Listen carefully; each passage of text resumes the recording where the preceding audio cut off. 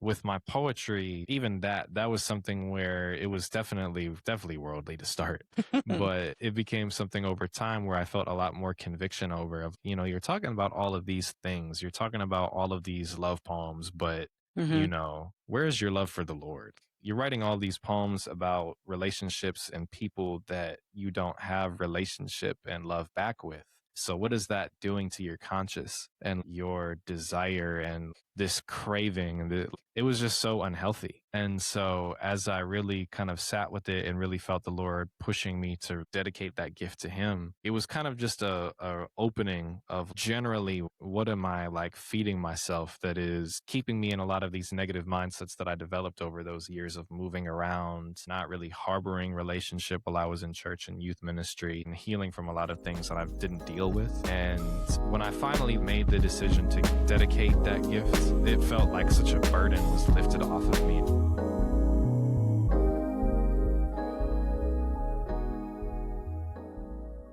Hey, everybody, it's Octavia, the Surrender Gem, and we're back for another episode of Heart Sleeve Podcast.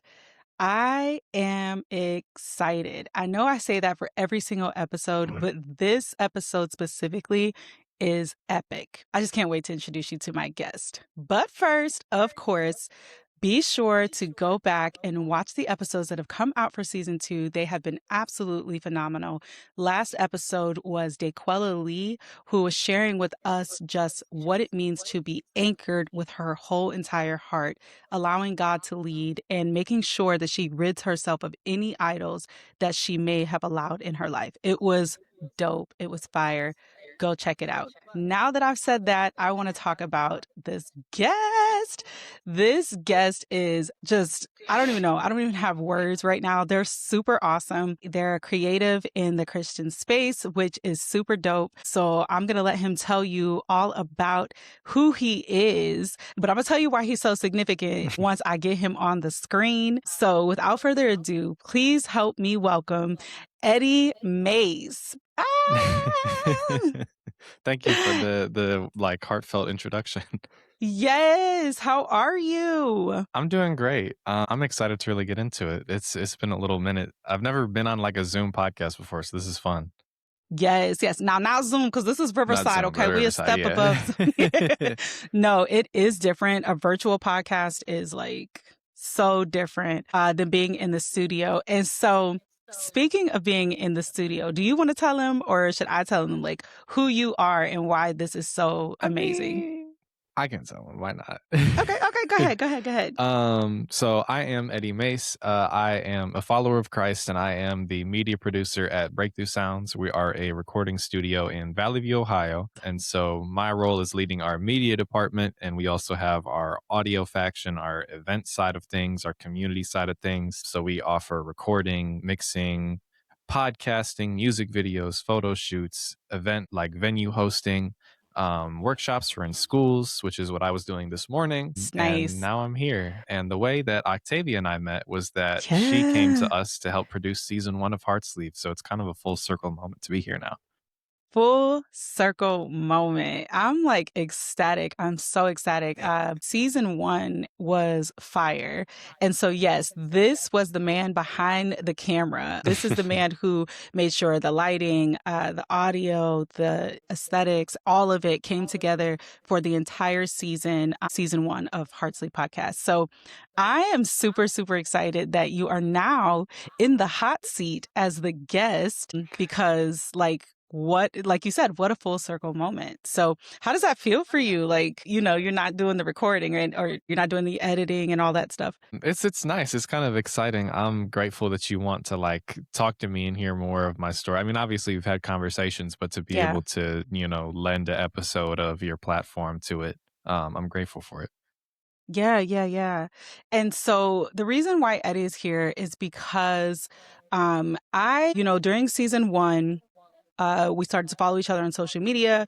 I was staying up on all things Breakthrough Sounds. It's a phenomenal studio. So with Eddie being the producer of pretty much all of the episodes from season 1, I was also following Eddie. And I don't remember how it came about, but essentially I was just scrolling on Instagram one day and I come across this video of Eddie doing a spoken word piece.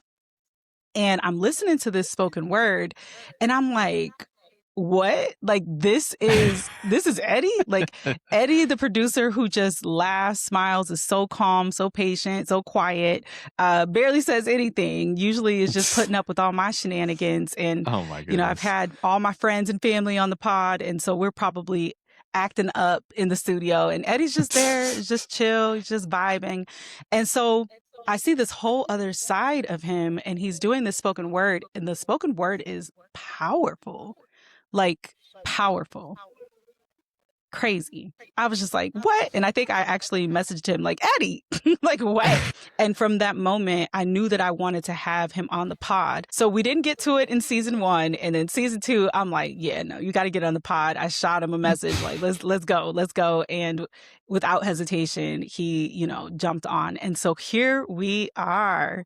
Yes. Yeah, we're here after all this time. Talk Yes, after all this time. So talk to us a little bit before we jump into things.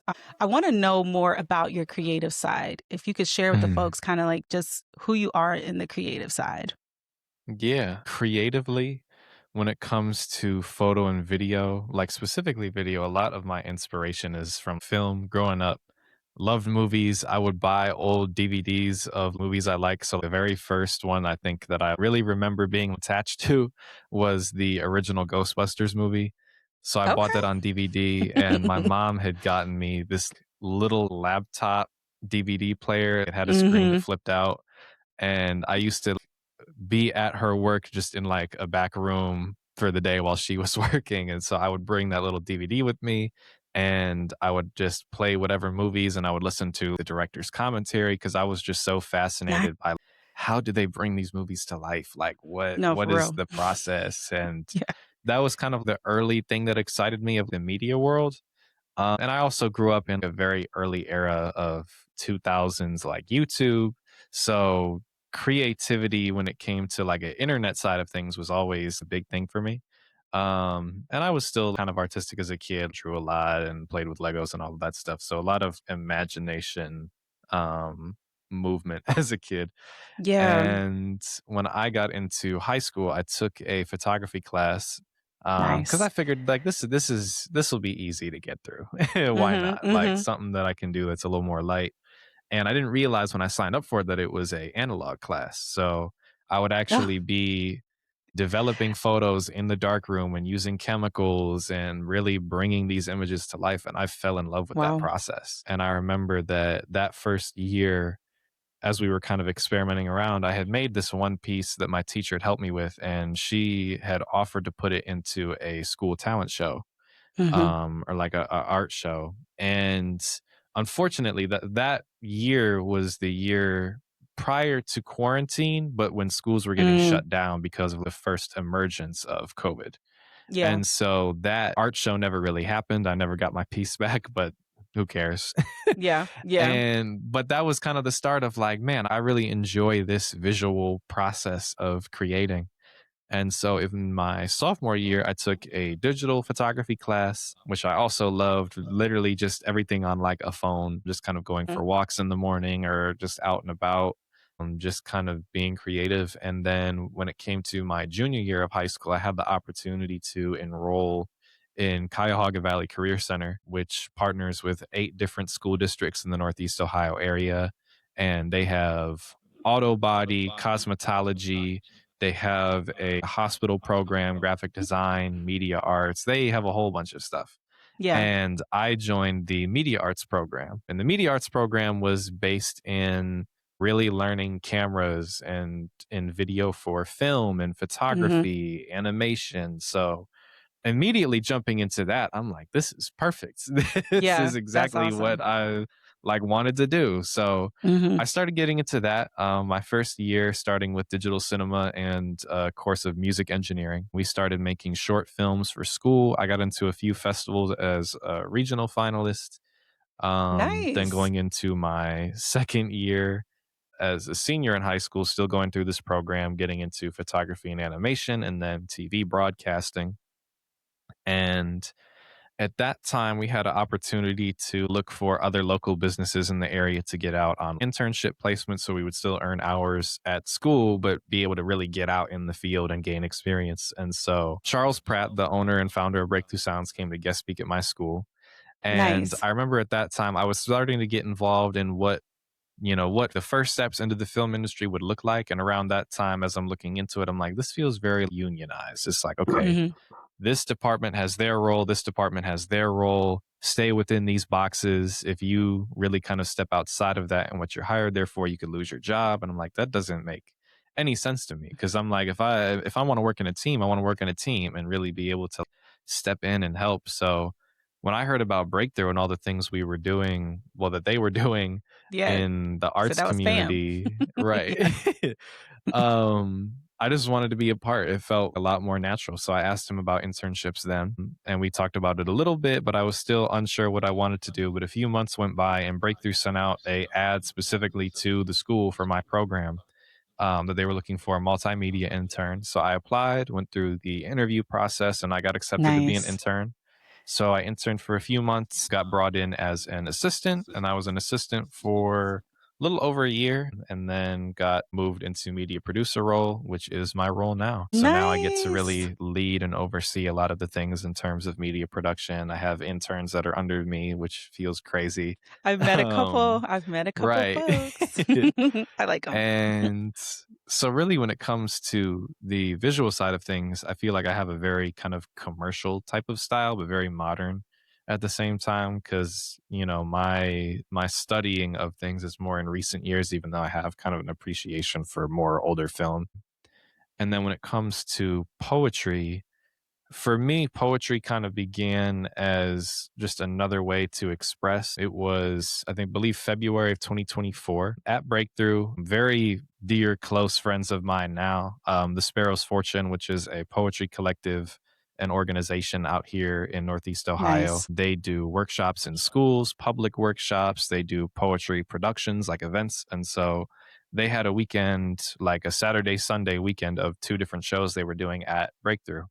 Mhm. And prior to that, I had never really given poetry a thought of anything. It was never anything that stood out to me.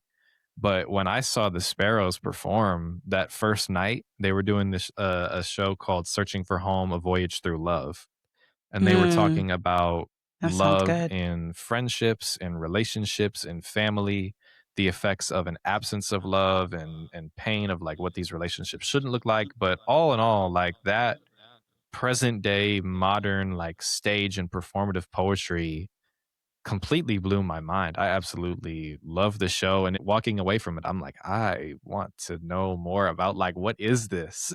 Yeah, yeah, yeah. And so I believe it was April, a couple months later, I went to my first workshop that the Sparrows were doing and going through the workshop, writing prompts, talking with the group.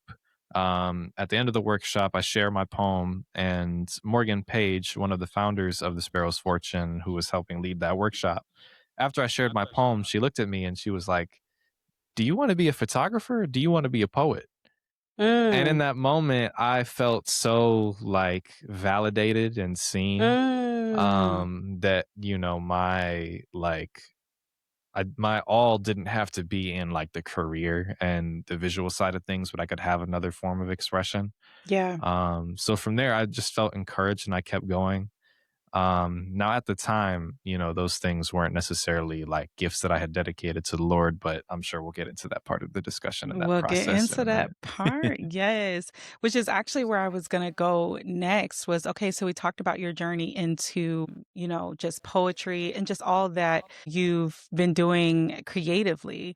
Talk to us a Mhm. little bit about your journey with Christ and how you've arrived to this place of when you see me, you go know that I live for him. So tell us about Mhm. that.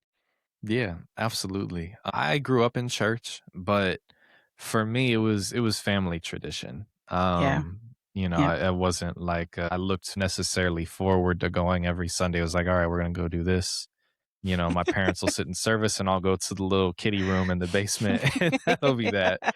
But as I grew a little bit older, my mom and I had started going to a church in Barberton called Grace Church, And that student ministry was a little bit more expansive than what I had experienced before, where it was like, okay, we're not necessarily just being chaperoned and watched, but we have youth leaders that are engaging us in studying the Bible Mm, and worship and all of these things. And it wasn't just, you know, an alternative place for kids on Sundays, but it was like, no, we're doing this every Wednesday afternoon, evening. So it was worked into nice. my schedule.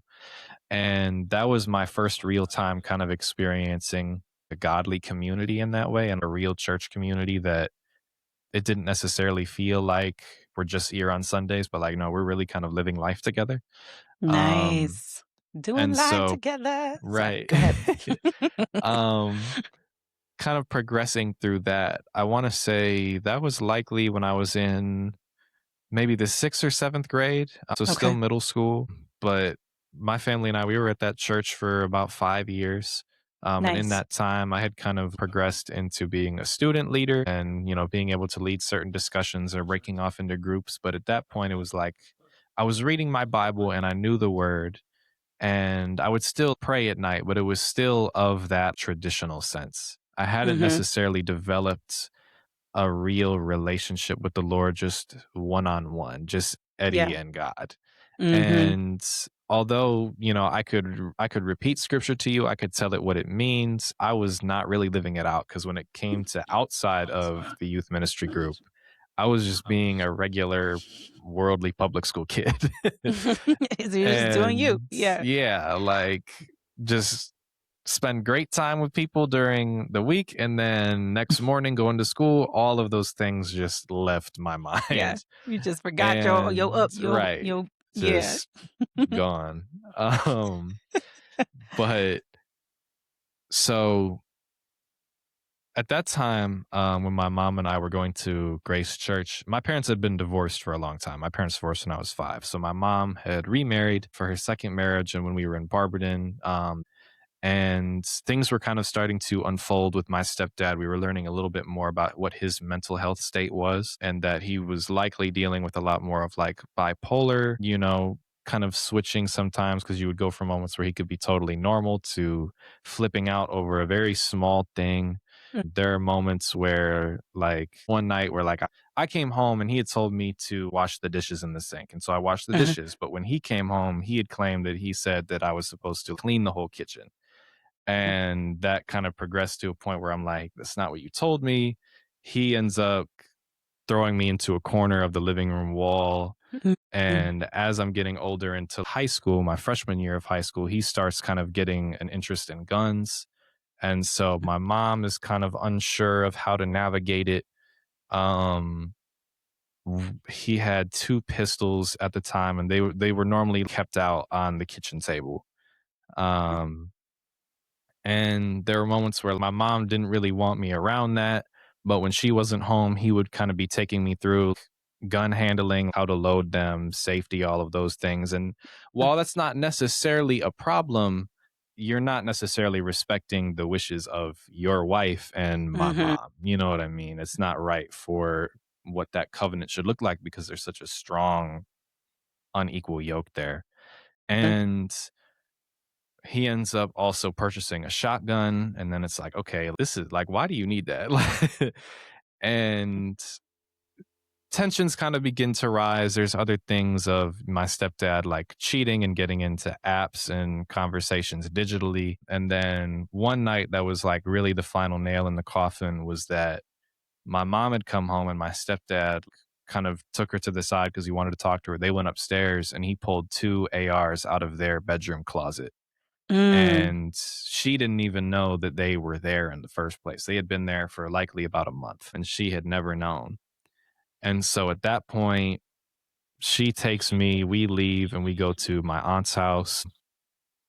Couple month long period of that marriage going through disillusion and us moving and really figuring out like, okay, what do we do? This is such a yeah. disruption that we were not prepared for at all. Mhm. And so lived with my aunt for some time while everything was getting separated. And so mind you, this is my freshman year of high school. So as that freshman year of high school ends, like I'm saying, this is when I'm first getting into photography, but the Yeah. very end of the year kind of comes to a close because as COVID starts, schools are Yeah. not prepared for it. Yeah. And so really the school Eddie, kind of just you shuts are a down. We young try buck. to I just have to yeah, pause. You are a I young buck. am. Like, I'm like, "Wait, COVID? Because that was a little bit ago. That was 6 Mhm. years." Okay. Go ahead. Go ahead. Um, so yeah, so that's 2019.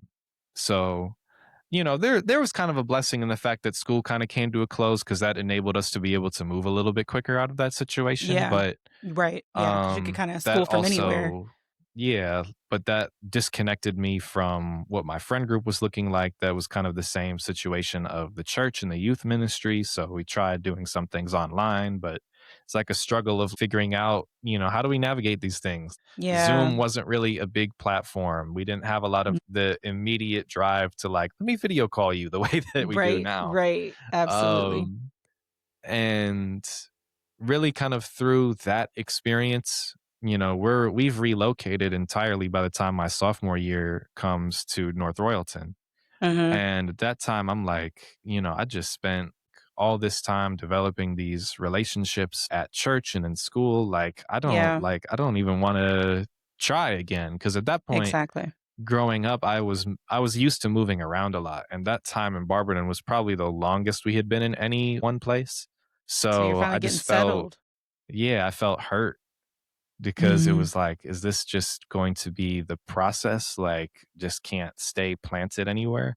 Mhm. Um, so that felt me wanting to be disconnected from continuing a relationship and going to church.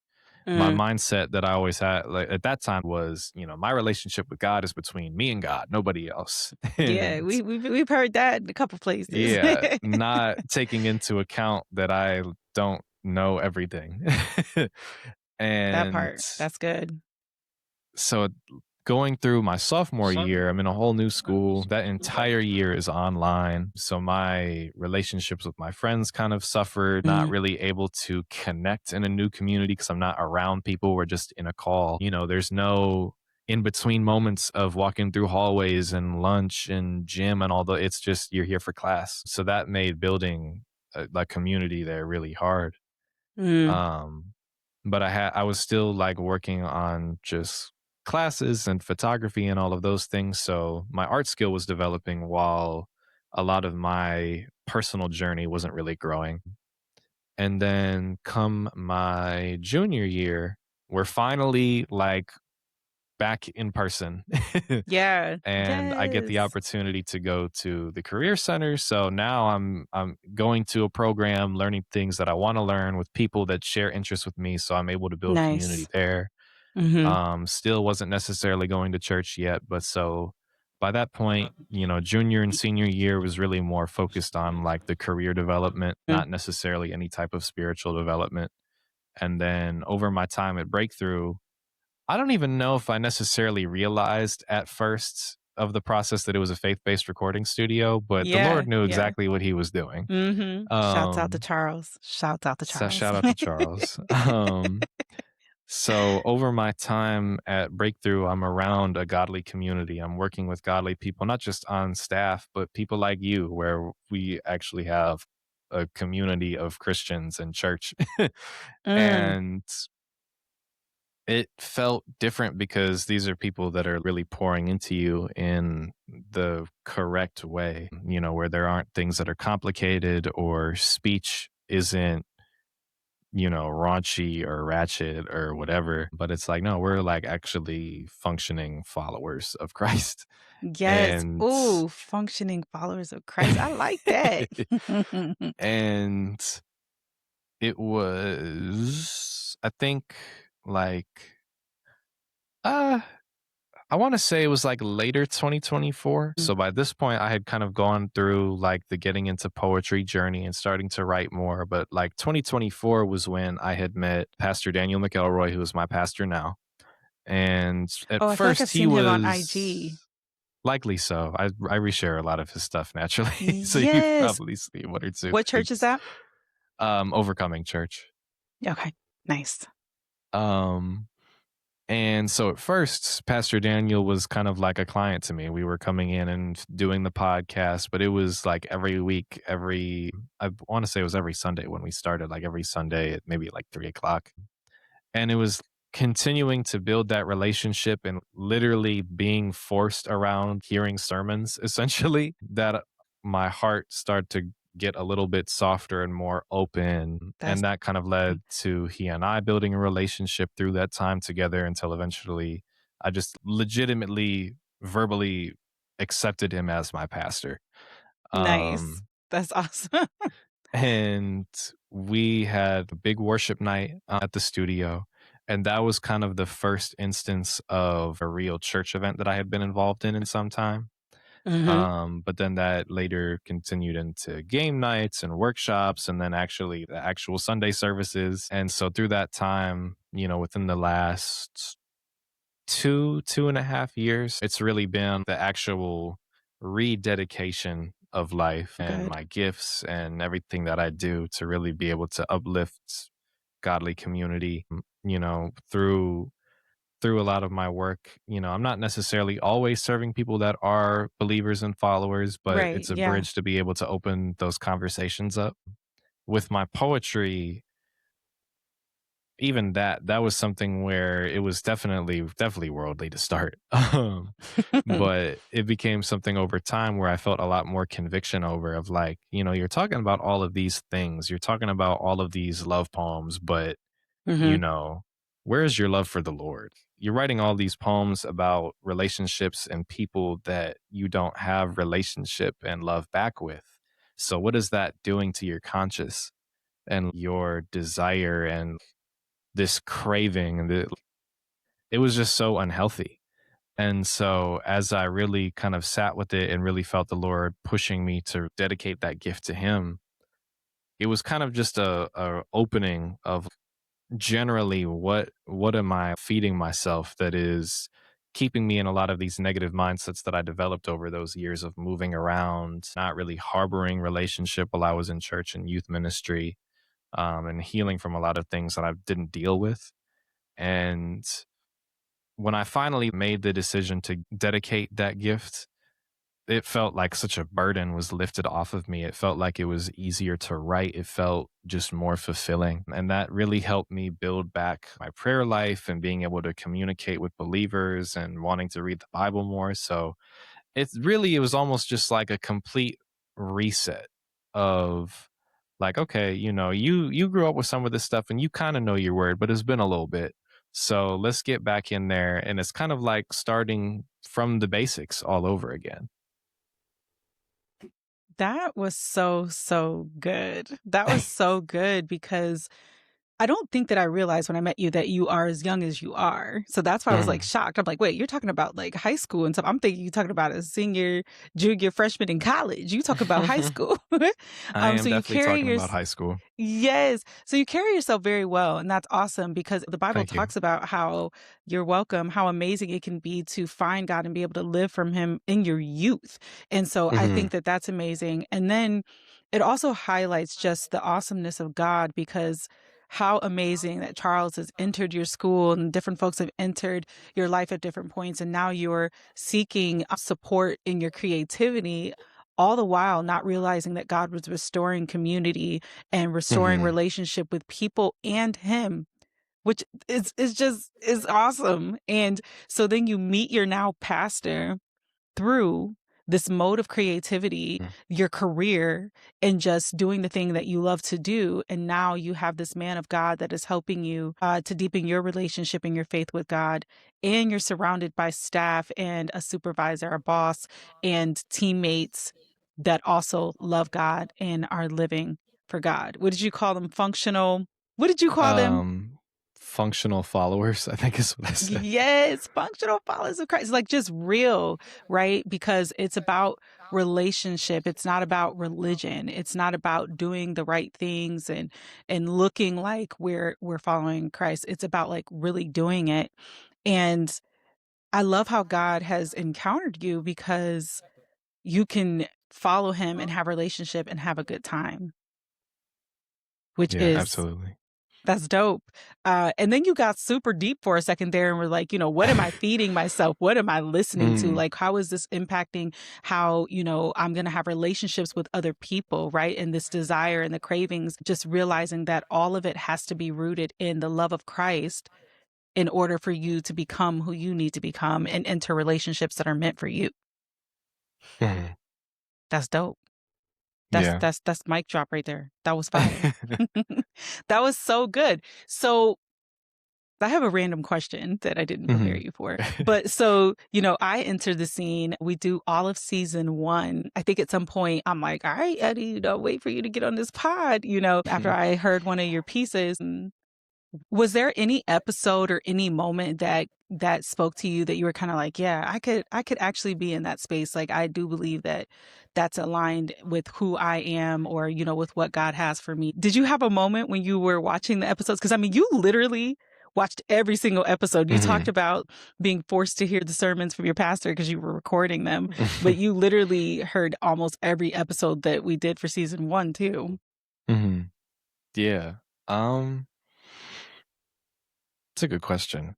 I think maybe from a relating, like personal relating to others' testimony level, I feel like there's a little bit of everything because I think just the aspect of like the reality that we are lost sheep that need gathered back and not allowed to wander a little too long because we end up getting ourselves in trouble. Mhm, mhm, Little pieces of everything of just, this is something I didn't understand, and this was kind of the consequences of that, or oh, this was something that I didn't understand, but I was exposed to against my will, and this is the lasting mhm. effect it had on me. I think of Vash's episode, and that episode was one. Listening to it, I'm like, oh my goodness, like sitting there in the studio, and I'm like, I had known Vash for some time, and I'm like, I didn't even know any of this. I feel so bad, Yeah. but Well, across she was the putting it board, out for the world, so it's okay. right. But across the board, anytime hearing anything like that, even with my pastor, there are some where it was more solo episodes of him sharing word and more like Bible study like, or it was, interviews and people talking about different topics. In general, I think there's kind of a comfort in seeing content like that and just knowing that you're not alone in what you're feeling. Mhm. um the ability to be able to revisit something or even just contact the person that you are seeing of, man, this is how I'm feeling, like, thank you for sharing that and putting words to it because I didn't know how to put words to it. Yeah. No, that's really good. Thank you for sharing that because I didn't know how to put words to it, and that's essentially what this podcast is all about. Mhm. Realizing that there are other folks who have journeys, who have had experiences, maybe not the exact same, but similar. We've all gone through hard things. We've all had some sort of pain, sadness, or challenge that it's like, God, what is this? How do I navigate it? And I just love being able to hold space for folks because then people get to come to this space and talk about those things and we journey alongside one another together. So Mhm. really, really loving that. Thank you for just answering that random question I threw at you that we Yeah, did not talk absolutely. about. Sorry. So that brings me to when I came across your piece. Powerful, really drew me in the moment that I started to hear the words come about. So would you mind telling us a little bit about what that piece was that I came across on Instagram? Hey, I'm Kia, Minister Kiki, aka the Sis Star. But above all, I am a daughter of the King. And I want to tell y'all about my Sis Star, the surrendered Gem Octavia. I was blessed. I was blessed to be a part of the Gem Method course. In this course, this is where iron sharpens iron. Real women, raw women. Real healing, real accountability, real kingdom sisterhood. We pray together, we pour into each other, we grow together. And baby, when I say we pull up for one another, we literally pull up. And in this gym method course, we have a workbook. I love this workbook. It allows you to do soul work. It promotes growth. So if you're ready to step into your God given purpose boldly without shrinking back, then I encourage you, become a gym. And with that being said, let's get back to the podcast. Mhm. Yeah, so that piece was from June of last year. So it's been almost exactly a year, maybe like a Yeah. year and like a week. But so Brotherhood is talking about my relationship with my half sisters. And so, for context, my mom miscarried 3 times after me. So, that was the first time I was in the 4th grade, and then the other 2 times were within the last couple of years. But like I said, my parents divorced when I was young, so they remarried, and so that brought on the oddity of step family and step family roles and the Mhm. complications there. So I went from being an only child to now having older sisters, older brothers, younger brother, and now I'm not just on my own, but I have to share space and time and all of these things. But That's a that I shift. got used to. Yeah, yeah. But the only thing that I didn't have was a younger sister. And so that first time when my mom got pregnant, there was such a strong hope there. Like, oh, I really get to experience what it's like to have a younger sibling and like watch them grow up and be that big brother role. Cause my little brother, he's only 2 years younger than me. So when we got connected, it was like we're kind of going through the same stuff for real. Mm. So it was really kind of building a friendship more than it was necessarily growing up with this person. I mean, we grew up together, but not from the infancy level to older.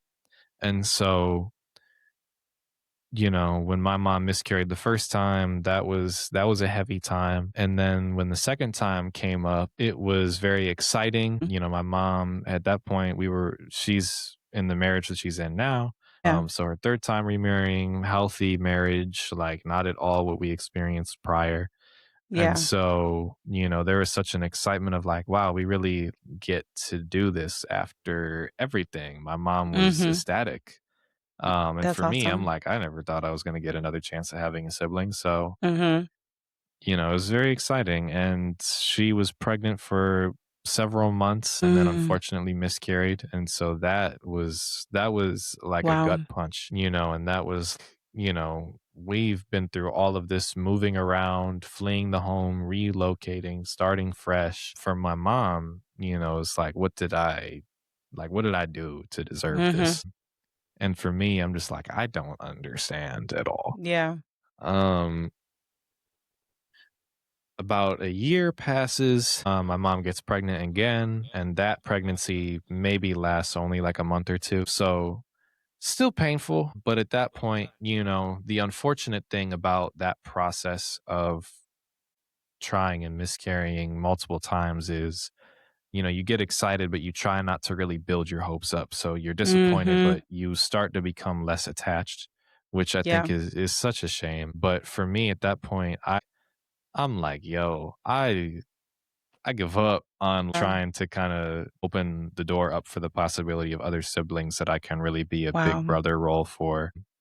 And so brotherhood was kind of a piece that allowed me to really like talk about it in a way that was a little bit more artful, which I think is very helpful because it's not like talking to a person one on one or like a therapist. It's like you can kind of just write what you're feeling without any expectation of what needs to be coming back to you. And so when I shared that was at a Christian open mic platform called A Look Inside. Mhm. That event was at Hope City Church. And that was, I think, one of the first poems that I had really shared publicly that was after my dedication of poetry to the Lord. And so that poem was very important to me. Just being able to shed a light on what that experience was like, being able to express it in a way that was like, I feel like a lot of my poetry, and especially beginning with that piece, is Mhm. me working through the problem as I'm talking about it, if Yeah. that makes sense. Healing. Absolutely. It's Hmm. processing. That's good. Yeah. So, will you do us the honors of letting us hear Hmm. Brotherhood? Yeah. Absolutely. I'm gonna Awesome. pull it up now. They say that death happens in threes. Hey sister. Hey sister. Hey sister. Why this pain gotta be the persister? Why, in my time of need, does the word heal become a tongue twister?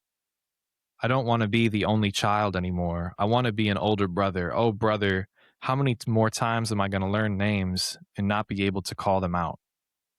How many more times am I going to check into baggage claims and walk away with baggage checked in other people's names? I don't know. So I open it up And see, they packed some board games, but Monopoly money can't pay for the therapy to rid me of these pains. Game of life, driving down the same road, 2 lanes, handcuffed to the steering wheel like gotta get away from these chains like, let me back up, 'cause I won't be held down. You see, the devil tried to rob brotherhood from me. Like, the devil tried to rob me of brotherhood by robbing me of my sisters. He tried to take my brotherhood like the whole roll, 3 pieces, the whole roll. But Jesus taught me how to break bread and gave an infinite supply. So, yes, to all those around me, I'm the biggest brother I can be. But I still got some growing up to do. However, I am the stoic one, quiet at times, but read between the lines. I'm writing through the thoughts of my mind, the praying kind, accepting the grind and sleeping sometimes. Living extra for all of those lives, realizing the depth and reach of mine. So I say again, I won't be held down. The enemy is trying to break me down from this continued heart attack, no cardiac, trying to make me skip a heartbeat. I mean, skip a beat. But don't you know? I'm a poet. I don't need any tunes. I got my own flow. Flow like how I ask God to move within me, giving me words to build others up rather than be condemning. But I had to start with myself. How can you accept the fact that you've been healed if you're blinded by your past? Just leave it behind. It won't last. You won't last, covered up in emotional casts. In a world of sin, you might be a castaway. Nah, Wilson. You think you're out here bawling in the middle of this one-man island. Just listen. I was Tom Hanks, a little more monotone, but down in the ranks, I had no fun, just moving along, letting life takes whatever it takes, like a, hey sister, hey sister, hey sister. You hear me up there? These prayers are my latest persister. God gave me words, I just had to learn where to put them. I know you 3 are right here alongside me, your brother. I'm so sorry you had to watch me stumble along for so long, but I recognize that there's pearly gates at the end of this yellow brick road. So, one last time, the devil tried to rob brotherhood from me, but don't you know? I'm the biggest brother in Christ that I can be. I still got some growing up to do, but he's got me. And that's brotherhood. Whew, that is good. Realizing the depth of mine. I like that line. It was about just the depth of how your life, how far it reaches, and being the biggest Mhm. brother in Christ that you can be. I love that. That's so good, Eddie. That is so good. So this is a piece that you did last year, and Mhm. you're, you know, going through the tongue twister. You're going through this process of healing. You're saying your heart in front of all of these people. How did doing that help you in your journey of just processing and healing? Mhm. That was probably one of the first poems where I was really talking about myself in a way where I'm talking about my experience and trauma in a way. And I made the decision that I wanted to share it on social media. I don't remember exactly. I think someone took a video of me on their phone and sent it to me, but I ended up posting it to Instagram. And it had such a heartfelt response of, not just engagement of any means, but people really responding like, wow, this is such a powerful word. Thank you for sharing this. And I had a few people respond to me, through DM privately. And one of them, this gentleman, he expressed just the gratitude of being able to share that because he had lost his sister within that last year. And he had said that being able to hear that poem and expressing that loss in that type of way was really encouraging to him. Wow. And, it helped him recognize that he wasn't alone in that process, that his sister had some poetry writings that he had and was unsure what to do with. So, like, all around, it felt just Wow. very connected to what he was Wow. experiencing. And that was like really the first instance where it was like, okay, this is what sharing a testimony feels like, not just So the good. self lifting off, but no, this really can help deposit and give unto others. And Give so it was unto a big others. encouragement to do that. Oh, that's so good. This is what it's like to wear your heart on your sleeve, Hmm. calling others in, letting them know. you're not alone and Yeah. helping others to heal right alongside you. That's so good. That's so good. So it's been a year Mhm. and there's a Brotherhood Part II. There is a Brotherhood Part II. I would love to hear that if you don't mind. Yeah. Uh, just to see where you are now versus where it Mhm. was then. Yeah, absolutely.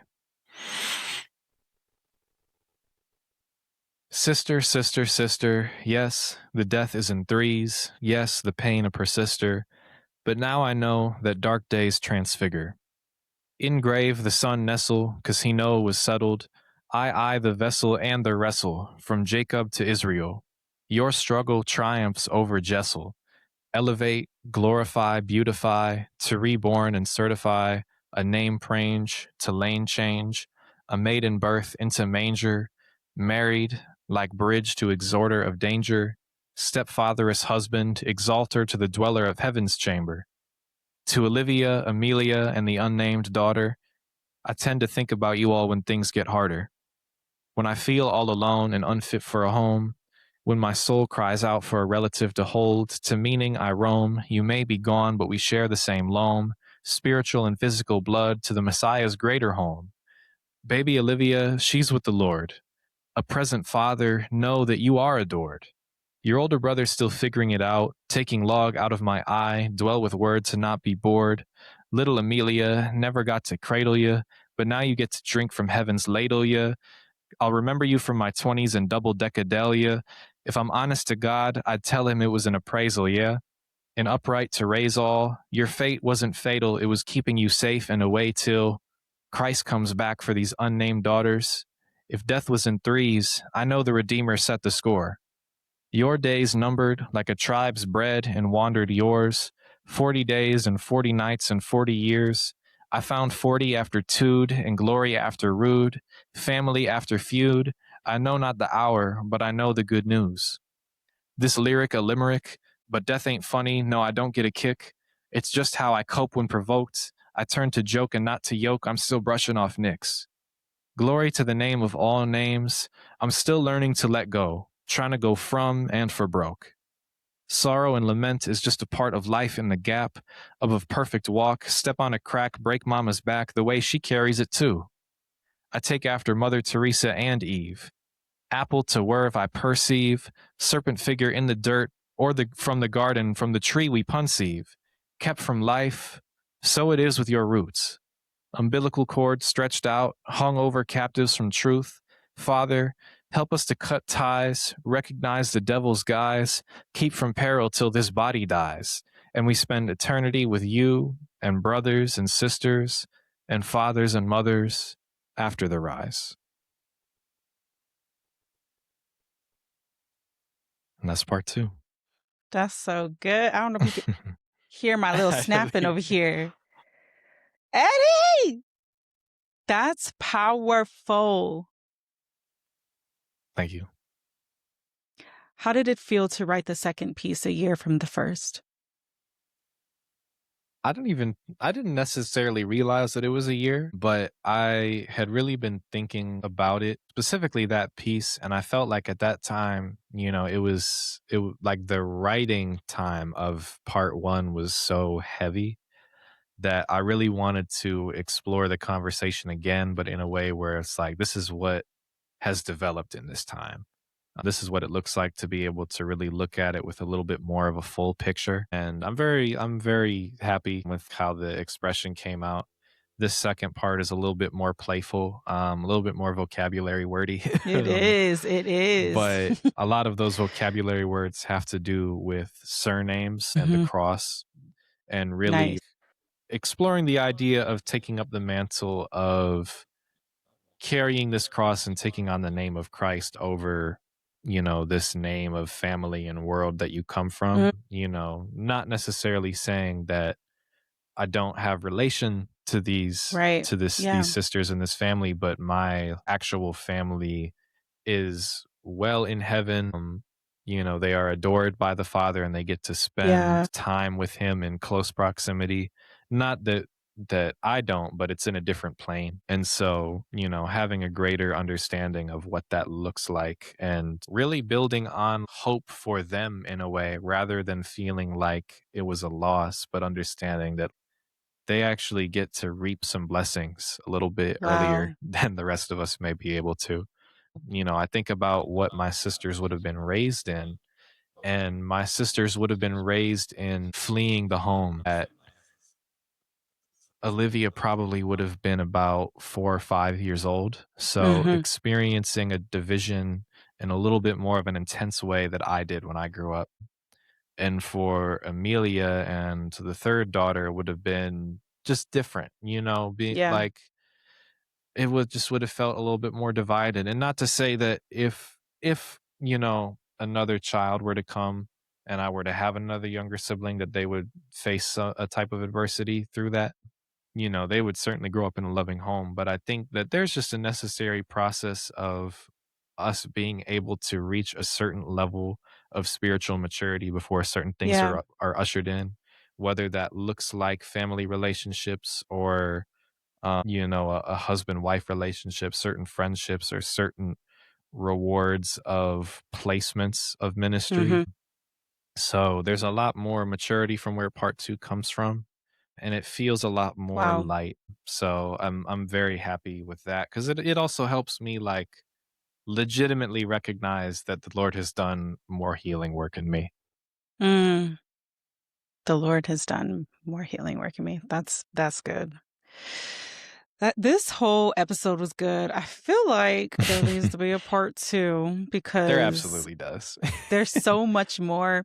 I'm thinking about just so much, there's some stuff we covered in our meeting too that, we Hmm. just got to come back and do it again. And just how God has been really calling you up and using you to just glorify Him with your entire life, and how that's really, as of late, just showing up into your poetry, into your spoken word. Because there's one piece that you're working on currently, or did you finish, where there's just a lot more scripture. It's like God's taking you through scripture too, and just like, or Hmm. maybe not even really scripture, but there's just more biblical reference coming Hmm. through your work. What was because you told me it, and like when you Hmm. said it, I was like, oh, I got it.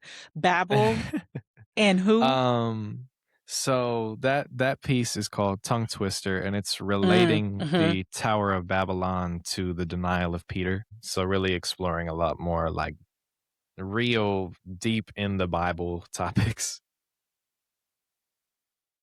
Because we had time, but so did you release that one yet? Because I feel like you shared it with me, but I couldn't remember if you Um, released it.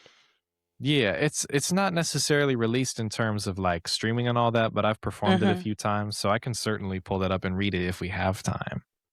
Yeah, let's do one more. Cause what? Okay. Okay, yeah, I'm about to mute.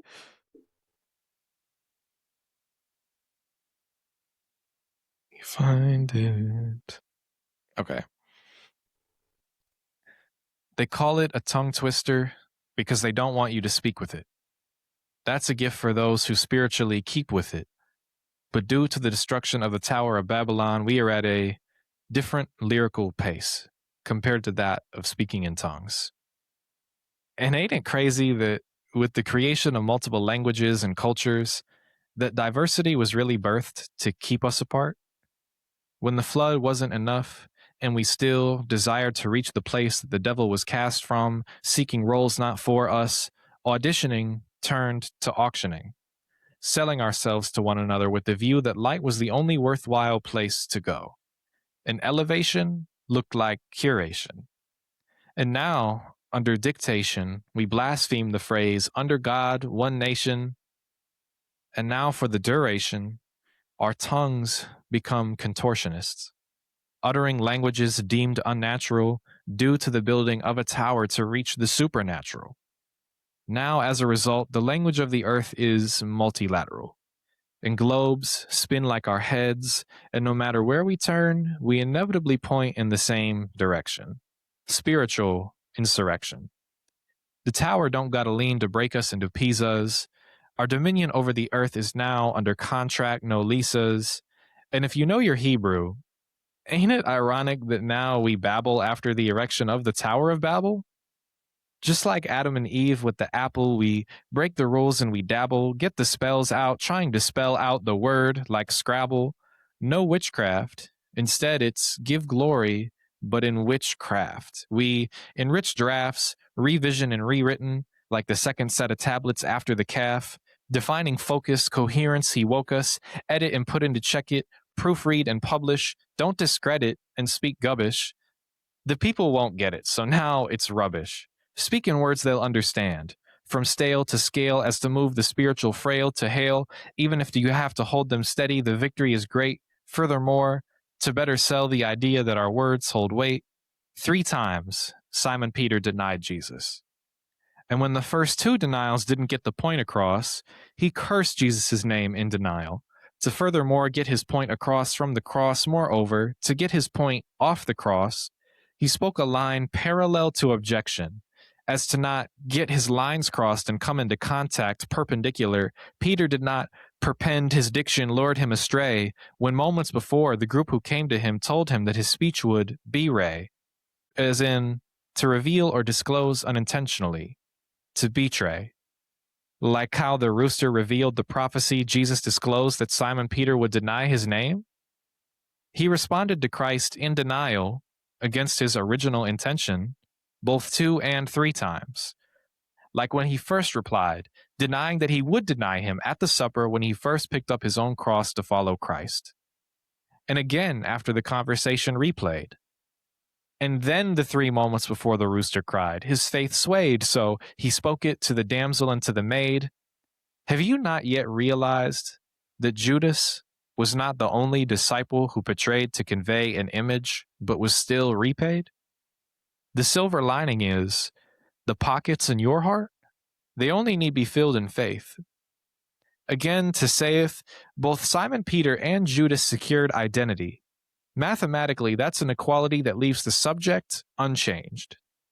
Judas remained in denial, for he denied the following of the Messiah and his conviction, for he hung himself even after returning the silver and feeling the weight of the crucifixion. And Simon returned to the water and walked on faith. Jesus rose from the grave, and Yahweh is the same one true living God yesterday as he is today. That's tongue twister. Because it's packed with a lot. That's tongue twister. That's tongue twister. There's a lot of themes in there. There's a lot of themes in there. I have to run that back. Okay. That's good. Your words are powerful and your style is very unique. Yeah, it's good. It's good. It's good. Thank you. I So, appreciate it. yeah. I don't even know where to go from here. I'm trying to find a way to wrap it up, but there's so many things. I just really appreciate hearing, about the journey with creativity, the journey with Christ, how it's come together, how it's healing, continuing to heal, helping to process, to make sense of. And sometimes things won't make sense, but God is still there to comfort and to guide and to do what only He can do, right? I guess what I would want to know is, what would be your words to someone else? You've heard me ask a similar question to others, just being creative in the Christian space, reflecting on your journey. What final piece of encouragement would you give to someone else who has similar interests or journey as you? Mm-hmm. You should have been prepared for that one, Eddie. Trust God. That's good. I never would have thought that a lot of the things I would have experienced and have experienced and even yet to experience would be things that would help set others free. Taking Brotherhood Part I as an example, I never would have known that someone else was suffering in that same way and how my words could have encouraged them. And even with a lot of other pieces that I have, being able to really help activate a certain level of thought process behind not just what people might have experienced, but their relationship with the Lord in general. And even beyond that, just trusting the Lord with being delivered from things, with what movement is right for certain times, trust with what to do with your life and dedicated to it, trust with letting Him in and allowing Him to love you as His child. Just trust and openness I don't necessarily like to say that I like regret anything that I've done because ultimately the Lord has used all of those things to shape me. But, there is a part of me that wishes that I wouldn't have had such a closed off heart for the years that I Mm, did mhm, after fleeing the home because it was so closed off that I just wasn't able to receive things. And there is still the reality of delayed obedience mm, and not receiving blessings and movings in time when you're supposed to. Like you take Jonah, for example, like mhm. Jonah got taken by that fish because he wasn't obedient right away. Yeah, And so I think but really also just was being able protected in the to, midst of his yeah, disobedience. absolutely. Go ahead, Yeah. go ahead. He about to go in there. Listen, just, make a piece about that if you haven't already, because Right. I haven't. That's a good one. I'm gonna have to look yeah, into that. But overall, just trust in the Lord. yeah. Lean not on your own understanding. Hmm. Trust him and Yes. acknowledge him, and he will direct. Oh, Hmm. that's good. Amen. That's so good. So, to conclude this episode, I really want to make sure people know how to connect with you, what you have coming Mhm. up next, like anything that you want to share.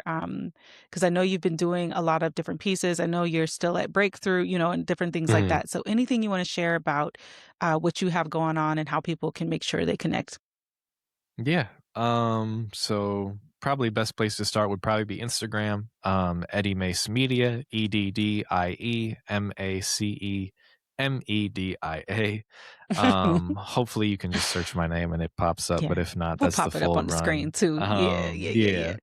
yeah. But from there with Instagram, you'll see a lot of the visual work I do, some more of the poetry side of things, very random monthly collages of just whatever random life activity I have going on. Instagram's kind of my like regular personal hub of content. Nice. I'm also on TikTok. I believe it's the same Are handle. you? Yes, I am. That's more of a recent addition because I was a I was gonna TikTok say, hater I ain't for a never know long that. time. I was a very Okay, big okay. TikTok hater. TikTok is mainly just poetry clips. I am on Substack at Eddie Mace, which is a lot more of like poetry reading. So not necessarily stuff that I'm performing, but more maybe shorter or a little bit longer content that's kind of spur of the moment. I do share some of that on Instagram too. And then Okay. also YouTube. YouTube, I Yeah. believe, is just Eddie Mace. I have a lot of poetry performance videos up there, as well as building my catalog on YouTube, Spotify, Apple Music, and all of those things with actual releases. Nice. About a month ago, I released my first poetry single called Good Behavior. Mhm. So building that catalog. So really, if you find one of the platforms, the link tree is I'll attached find and the I'll take you rest. Yeah. wherever to contact me about visual media, or if you just want to talk to me in general, just DM me and I would love to have a conversation. Nice. Yes. The Eddie Mace, you all. Oh my The Eddie goodness. Mace. Thank you for just being on the pod. Thank you for Yeah, coming on the pod. absolutely. This was so refreshing. It was just very chill, but also powerful and impactful. Hit on some very necessary things about God's protection and guidance and his divine timing, really. Hmm. Everything that he does makes sense because he's God, even when it doesn't make sense to us. And so I believe that your story, your testimony really just exemplifies that. So it just was still chill and was just a nice chill vibe. So I really love that this is the episode right smack in the middle of the season. Perfect. Perfect. Thank you so much. Thank you so much for your yes. Thank you for being here. I thoroughly, thoroughly enjoyed this. I hope you had a great time and Yeah, this felt was great. comfortable. Yay. I know I just threw some questions out there that you was like, you did not say you were going to, who No, knows you're what I'm all going to good. do. Yes. So as you already know, when you would see me in person, I love to say thank you and just give a small thank you to those who are just willing to share the space with me because it's an honor. Like you don't have to choose to say yes to open up to me and to all those that are going to watch this. So keep an eye out because I will be sending you something between now and your launch day because I just want to say Okay, thank you. I And appreciate yes, it. you all please be sure to connect with Eddie. All of the links will be down below in the comments. So be sure to connect with Eddie if you want to connect about his work, if you want to learn more about the studio or whatever else it is that you might want to share with him, how his testimony has impacted you and helped you along your journey. So Yeah. that's all I got. Do you have anything else you want to say? Thank you for the invitation. This was good. Yes. This was nice to be able to like come on here and talk about all of these things and share with the intention of being able to help, allow it to heal somebody else and work healing through them Yeah. through the Lord. So I'm excited for this episode to get out I there. am. I Obviously, if you're listening to am. this, it is out there, but I'm Yeah. excited. Yeah, we ain't out there yet. So we Yeah. excited. The producer's in the hot seat. I love it. I love the twist here. So, hey, you all, that's the episode today. Thank you so much for joining us. Please, please, please stay locked in because we'll be coming with another episode in 2 weeks. Until then,